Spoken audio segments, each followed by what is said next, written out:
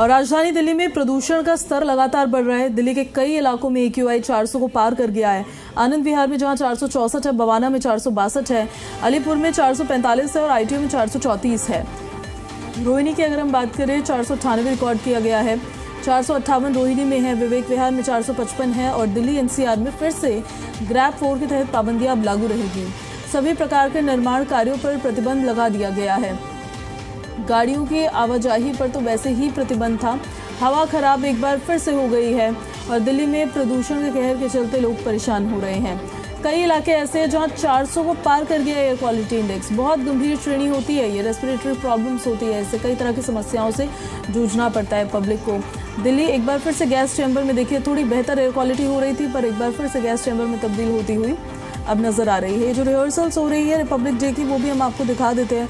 India gate कर्तव्य पथ के पास की ये तस्वीरें हम आपको दिखा रहे हैं जहाँ पर रिहर्सल्स का दौर भी लगातार जारी है। लेकिन हवा खराब है और बुरा हाल है और कब तक ये हाल रहने वाला है, यही सवाल है। और हमारे सहयोगी दीपक हमारे साथ दिल्ली से लाइव कनेक्ट हो गए हैं। हम सीधे दीपक का रुख कर लेते हैं।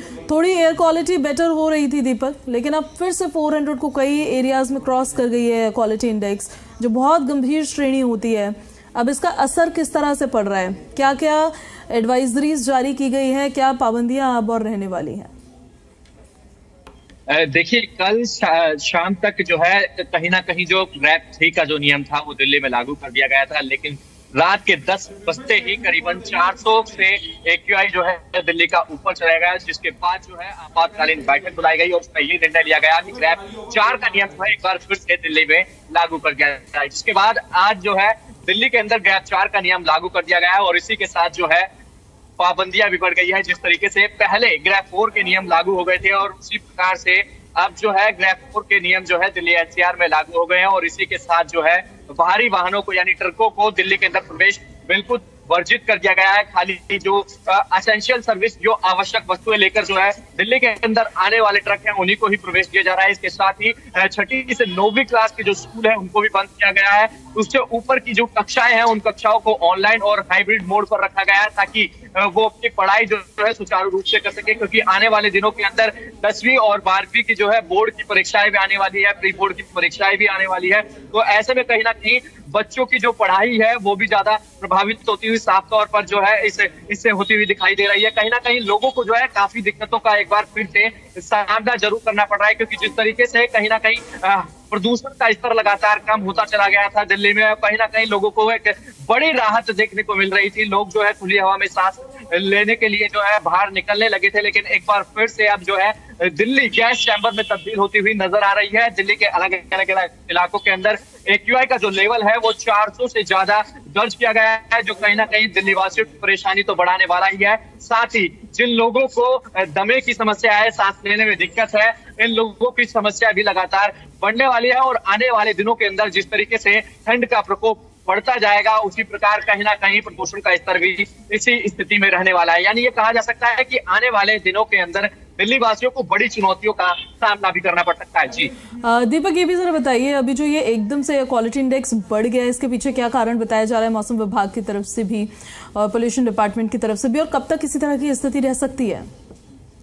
देखिए, मौसम विभाग की माने तो मौसम विभाग की तरफ से ये बताया गया है कि जिस तरीके से ठंड जो है बढ़ रही है, ठंड के साथ साथ जो है वायु का प्रवाह जो है वो रुक गया है, उसके साथ ही जो है प्रदूषण कहीं ना कहीं उसका एक बढ़ने का कारण भी बताया जा रहा है, जिसके चलते जो है आने वाले दिनों के अंदर जिस तरीके से तापमान में गिरावट दर्ज की जाएगी तो ऐसे में कहीं ना कहीं प्रदूषण का लेवल और भी ज्यादा खतरनाक हो सकता है और भी ज्यादा गंभीर श्रेणी में पहुंच सकता है। तो ऐसे मौसम विभाग की तरफ से ये एडवाइजरी भी जारी की गई है कि कम से कम जो बच्चे हैं, जो छोटे बच्चे हैं, वो सुबह और शाम के समय घर से कम बाहर निकले या फिर ज्यादा जरूरत हो तभी बाहर निकले, या फिर दमे के जो मरीज है या फिर सांस लेने में जिन लोगों को दिक्कत होती है, बुजुर्ग लोग हैं, गर्भवती महिलाएं हैं, वो सुबह और शाम के समय सड़कों पर निकले से बचें। अगर जरूरत हो तो ही घर से बाहर निकले, वरना उनको ज्यादा दिक्कत भी हो सकती है। तो ऐसे में कहीं ना कहीं मौसम विभाग की तरफ से एडवाइजरी भी जारी की गई है और आमतौर पर जो डॉक्टरों की सजेशंस है,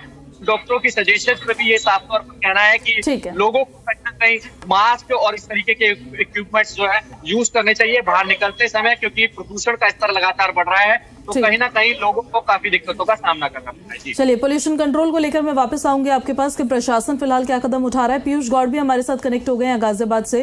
पीयूष का हम रुख कर लेते हैं। दिल्ली में तो स्थिति काफी खराब ही और गंभीर श्रेणी में पीयूष नजर आ रही है। एनसीआर में क्या हालात है आज?